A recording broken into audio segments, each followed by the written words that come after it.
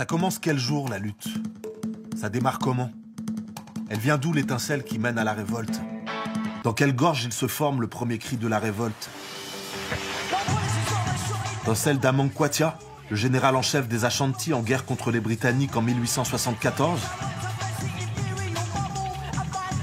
Dans celle du sultan d'Aceh, qui refuse en 1873 de se soumettre aux Hollandais?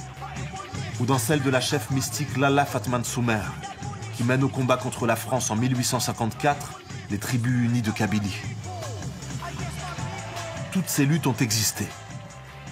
Toutes ont ensemencé l'avenir. Mais aucune n'aura autant d'écho que celle qui commence en Inde en 1857. Une guerre totale qui embrase tout un sous-continent. Les Anglais l'appelleront la révolte des Sipais. Les Indiens la célébreront comme leur première guerre d'indépendance. C'est une femme qui va incarner cette lutte formidable. Son nom?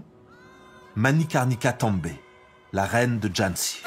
L'Inde dans laquelle naît Manikarnika Tambe en 1828 est riche, très riche. Ses soieries, ses cotonnades, ses épices délicieuses s'exportent jusque dans la lointaine Europe. Un commerce lucratif qui est entièrement entre les mains de la plus grande société privée du monde, la Compagnie britannique des Indes orientales.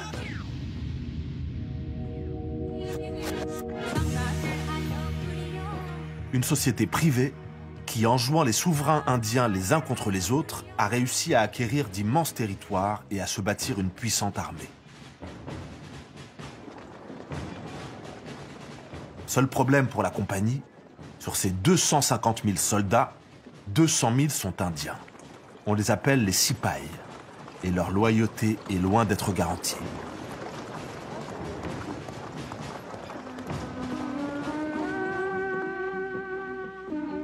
Manikarnika Tambe n'est pas une princesse comme les autres.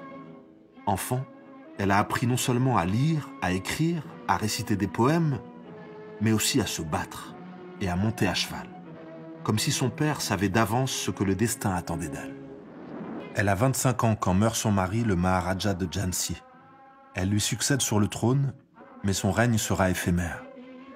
Au bout de 4 mois, la Compagnie des Indes orientales annexe son royaume, sans autre forme de procès. La Compagnie ne cesse alors d'engloutir royaumes et seigneuries d'un bout à l'autre du sous-continent. Dans les campagnes, dans les villes, chez les aristocrates comme chez les paysans, la colère monte. Les Sipais eux-mêmes commencent à s'agiter. En mai 1857, la révolte éclate.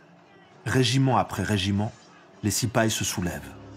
Quand les mutins arrivent à Jhansi, ils massacrent les soldats de la garnison britannique avec leurs familles.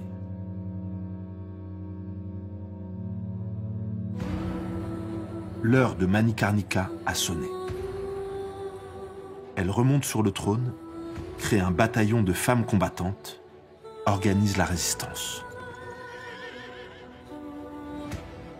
Quand le général Hugh Rose arrive avec ses 5000 hommes pour reprendre Jhansi, les habitants refusent de se rendre.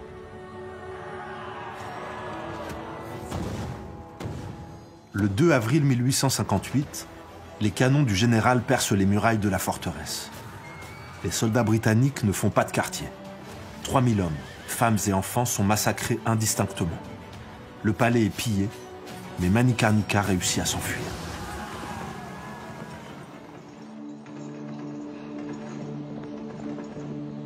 À 100 km de là, elle rejoint les derniers princes indiens qui résistent encore à la compagnie. À la tête de ces soldats, la reine de Jhansi part une dernière fois à l'assaut.